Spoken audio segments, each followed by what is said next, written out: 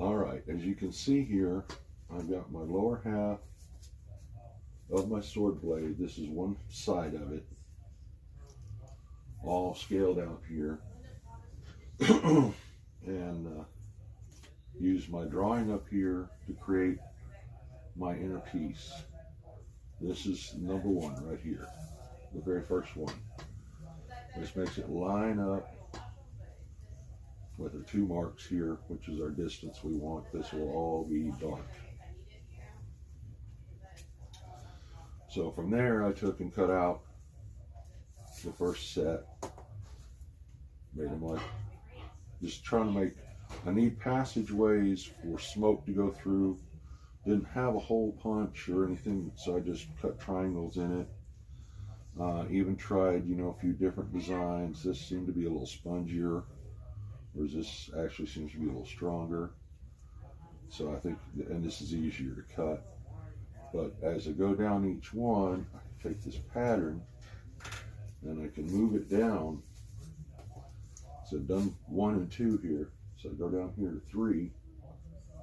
And I take and fold this down underneath like that out of the way, so that I can check my distance here.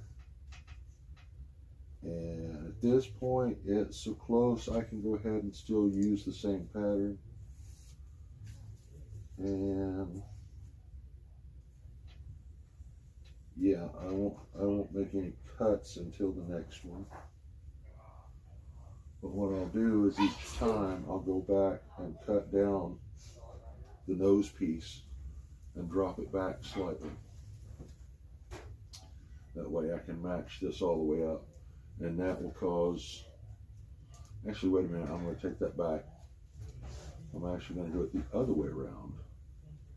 Leave the nose piece there and modify the cutout in the back. That way we keep this distance the same all the way up here, so that our blade will have a consistent taper all the way up. So yeah, that's the way I need to do that.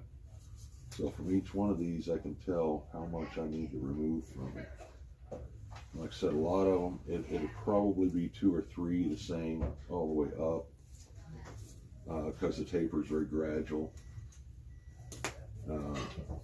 I'll continue making all these pieces and labeling each one, put the little number on them so I can tell where they are. And go in and do the same with the top half. You get all the pieces laid out. I'm cutting 2 of each one so that I've got both sides. Once that's done, then I can take my PVC core pipe, lay it right down on this design, and take and put my glue on my pieces and line them up. And just put them all on. You get one whole side done all the way down, then you can flip it over, and you have to, because these have got a taper to them, because there's a slight taper, I'll have to figure out exactly how much I need to lift it on this side to bring that one down to where it's going to set flush. So as I put each one on the PVC pipe, you'll have one like this. The one I'm putting on, the one on the other side that's already on, is going to be tipped up slightly, because in reality, you're trying to keep them horizontal with each other. So you just want to make sure you keep the angles straight, because otherwise you'll get a blade that does this number and doesn't keep a steady pattern. So that's basically all you've got to do. These I'll be gluing on because of speed. I will probably glue these on with super glue onto the PVC pipe. Will probably work the best. Then when I put the sheeting over the top, I'll go in and do all the edges with the usual regular glue, the contact cement.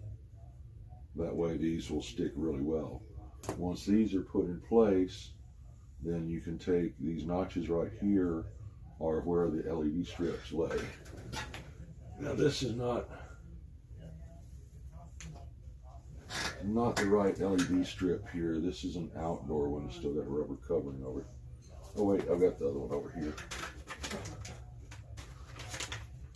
These are addressable LEDs so that I can write a program in the little Arduino chip, which will make each one of these turn on individual colors, individual patterns, whatever I want to do.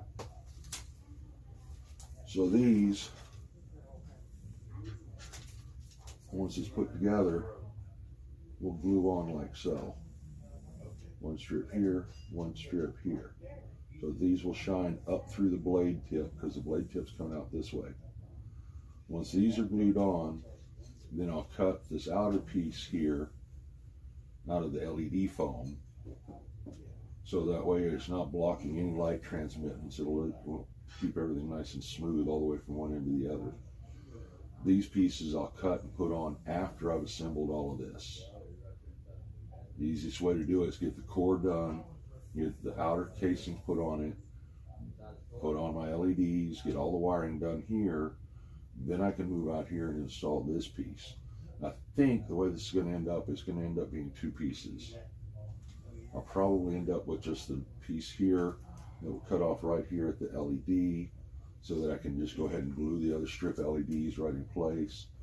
And then the piece of clear acrylic and the wedge here, I can cut and just glue those in real quick and then put the laminate over the top.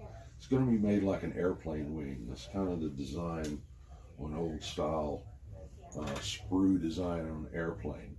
It'll, among other things, it'll make this a whole lot lighter than if I were to make it just the usual way, which is layer after layer of EVA foam stacked up, glued together, and then sculpted on the outside. This is mostly going to be hollow on the inside. Plus, the way it stands now, it's going to break down into 3 separate pieces.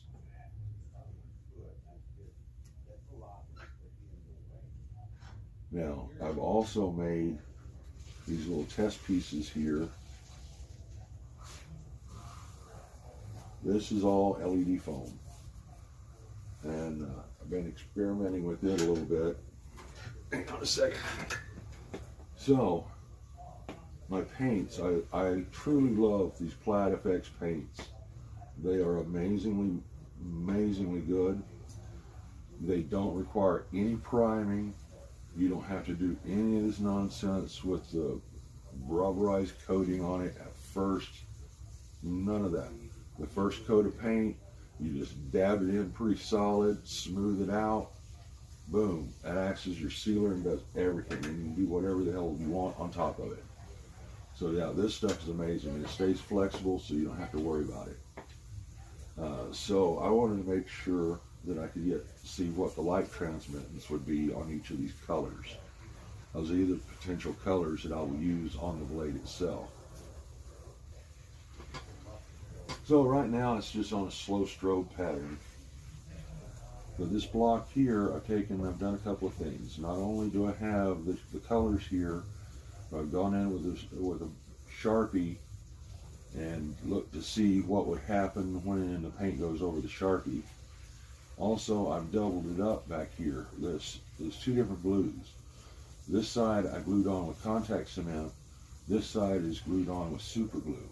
That way, as I can take and check it to see if it causes any discolorations or anything like that, distortions in the light transmittance.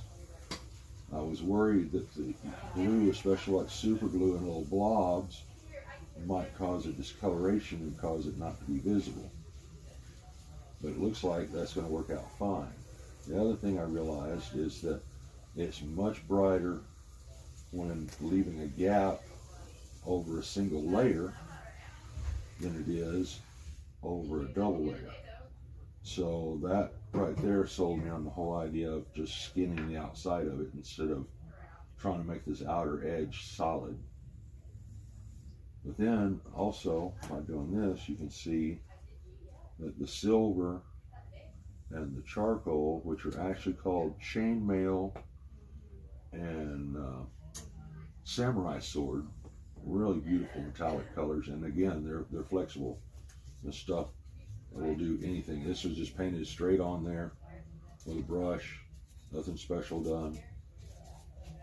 I didn't even seal the foam first. This was painted before it was even sealed.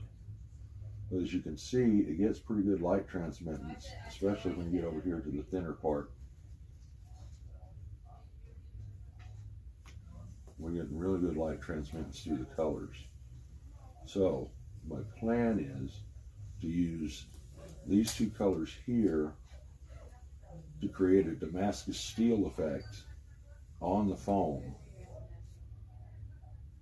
which should show up really well all the time, but it'll even show up when it's lit, because as I can tell from the Sharpie here, when you put the darker streak in, if you really darken it up, you can tell the difference in it, especially right there. So yeah, we'll be doing an old school technique they used to do back in the 50s on hot rods, using cellophane wrap on wet paint. It will give a pattern like the folding of steel, like Damascus steel. It's a marbling effect, and the more you swish it around, the more detail it gets. And of course, with Damascus, we want lots and lots of detail, so we'll probably do it multiple times to build up all the different design in it. But that's the basics of the way things are going right now. Next video, I'll have all these built for the lower half and start putting it together. I'm probably going to build one half at a time. Build the lower half, get everything functioning, build the top half, and then go from there. At this point, I've already got everything figured out as far as the processor I'm using. I still got to go find a little vape thing to make a smoke machine out of, and but other than that, I've got pretty much everything I need. Probably gonna need one more roll of LEDs, because this is a 5-meter roll. These are 60 per meter, so they're a little closer. These, like this one here, is a standard, which is 30 per meter. So these have got twice as many LEDs, so it'll be real. Should stay a nice consistent light from one end to the other. The other thing is, I'm going to split these at the joint and inject an extra power connection, like right here. This way, all the LEDs all the way to the end of the strip will stay the same brightness. Whereas you run a 5-foot strip by itself and you got them really cranked up, the ones towards the tip are not going to get as bright as the ones down here by the power supply. So by injecting another power point in the middle, you can overcome that and make it all evenly bright all the way up. So I'm really excited about this project. Still trying to get a few things situated to get all the rest of the pieces I need. But definitely got enough stuff to get things started. And this is the way we build things.